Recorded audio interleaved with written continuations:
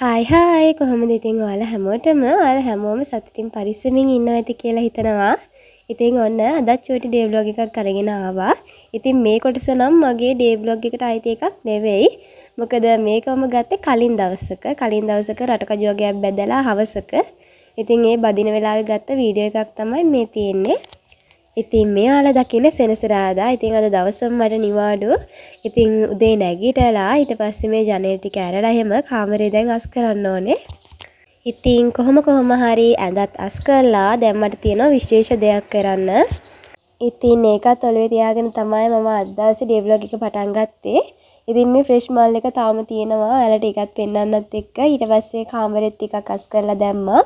ලොකුවට අස් කරන්න දෙයක් තිබුණේ නැහැ. ඉතින් මෙන්න මේක තමයි මම ඔයාලට කියපු ස්පෙෂල් දේ. ඉතින් කලින් ඩේ ව්ලොග් වල ඔයාලා දැකලා ඇති කලින්ම මම යෝගා කරන ඒවා එහෙම මම ඔයාලට චූටි වීඩියෝ ක්ලිප්ස් ෂෙයා කරා. ඉතින් පහුගිය මාස ටිකේ මේ කියන්නේ මේ අවුරුද්ද පටන් ගත්තට පස්සේ මට යෝගා කරන්න බැරි වුණා. ඉතින් මේ අවුරුද්ද පටන් ගත්තට පස්සේ නෙවෙයි දෙසැම්බර් නොවැම්බර් විතර ඉඳන් මට ආපහු හතිය වැඩි වෙලා සෙම එහෙම ලෙඩ අනම්මනම් ගොඩාක් හැදුනා.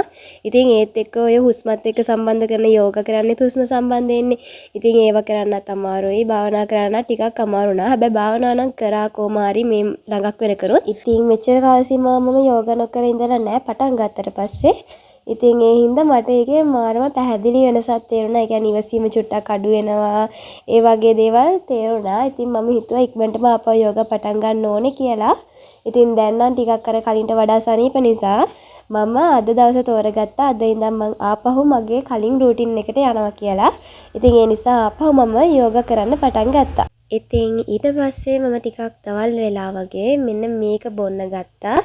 ඉතින් මේක වලට තේ එකක් වගේ දුරට පේනවා ඇති. තේ එකක් නන් නෙවෙයි මේ පාවට්ටා. ඉතින් පාවට්ටා කොළ තම්බලයි කියන තම්බන කියන්නේ උණු වතුර දාලා වහලා තියලා නිවුනට පස්සේ ඉතින් බොනවා. ඒක ගොඩක් හොඳයි ඇඟට. ඉතින් ඊට පස්සේ මම හිතුවා අද පාඩම් කරන්න. මොකද අපිට 30 වෙනිදා විභාගේ පටන් ගන්නවා. ඉතින් පළවෙනි වාරේ විභාගිනේ අපිට තුන්වෙනි වාරයක් තිබුණෙත් නෑනේ. ඉතින් ඒ හින්දා මම දැන් පාඩම් කරන්න හිතුවා. ඊට පස්සේ මම 10ට 11ට විතර තමයි උදේට කන්න ගත්තේ. කෑමත් කාලා ඉවර වෙලා දවල් වෙලා මම කේක් එකක් හදන්න හිතුවා. ඉතින් මේක බටර් කේක් එහෙම චොකලට් කේක් එහෙම නෙවෙයි. මම හදන්න හැදී බිස්කට් කේක් එකක්. ඉතින් නිකන් ඉන්න ගමන් බටර් ඕනෙත් නැහැ. ඉතින් ඒ නිසා මම හිතුවා හදන්න. ඉතින් ඔයාලා මේ දකින්නේ oven එක ඇතුලේ තියෙන වෙලාව ඕක.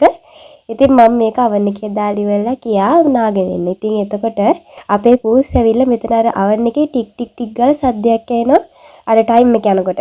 ඉතින් ඒක එයා හිතලා තියෙනවද සතෙක් කියලා වෙන්නේ නැති. එයා එතන ඉඳන් බලාගෙන ඉන්නවා. ඉතින් මං ආපහු ආවට පස්සේ එයා ගියා ටිකකට පස්සේ බහැලා පල්ලෙහාට. මම බයේ හිටියේ මෙයා මේක උට පැනලි වල පුච්ච ගනීද දන්නේ නැහැ කියලා සද්දෙට. ඉතින් එහෙමනම් කරේ නෑ බහැලා ගියා ආපහු බහින්න කිව්වාම. ඉතින් ගොඩක් වෙලාවට බිස්කට් කේක් හදන්න චොකලට් බිස්කට් වල ඉන්නේ. මම ඉතින් කඩේට ගියා චොකලට් බිස්කට් ගේන්න. ප්‍රශ්නේ උනේ චොකලට් බිස්කට් කඩේ නෑ. ඉතින් චොකලට් පෆ් එකක් අරන් ඇවිල්ලා තමයි මම හැදුවේ. හැබැයි ඒක හොඳට තිබුණා. පොඩි ප්‍රශ්නයකට තියෙන්නේ කේක් එක මේ කුඩු වෙනවා වගේ ගතියක් තිබුණා. මම හිතුවේ බිත්තර බටර් මොනවාක්වත් දැම්මේ නෑනේ. ඒ හින්දා වෙන්නේ නැති. ඉතින් දැන් ඔයාලා මේ දකින්නේ බදාදා. දැන් ඉතින් මේ දවස්වල ලෝකේ පවතින තත්ත්වෙත් එක්ක අපිට බදාදා නිවාඩු වෙන ඉස්කෝලේ. ඉතින් බදාදා තමයි මේ හවසේත් මට උදේ නම් වීඩියෝ කරන්න බැරි වුණා. ඉතින් ඔය ඔයාලා දකින්නේ බීම් එකක් ගෙනල්ලා අපේ අම්මා හදලා තිබුණා. ඉතින් ඒක හදපු එක මම බොන ගමන් ඉන්නේ. ඊට පස්සේ මට අද හවසට පන්ති තියෙනවා 3ට.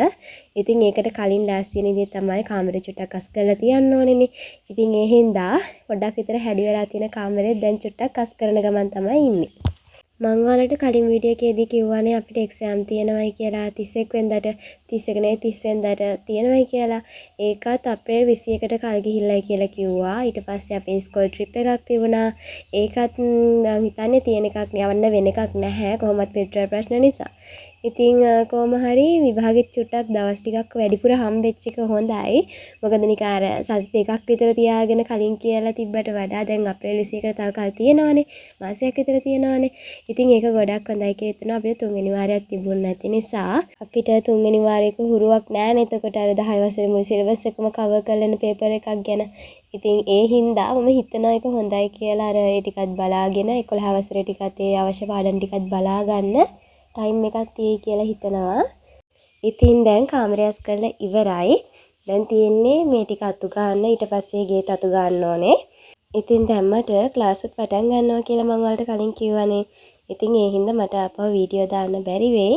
ඒ හින්දා මම මෙතනින් මගේ චූටි බ්ලොග් එක නවත්තනවා. එහෙනම් අලුතෙන් බ්ලොග් එකක් අරන් එනකම් ඔයාලා හැමෝම සතුටින් පරිස්සමින් ඉන්න. ඔයාලා හැමෝටම සුබම සුබ දවසක්.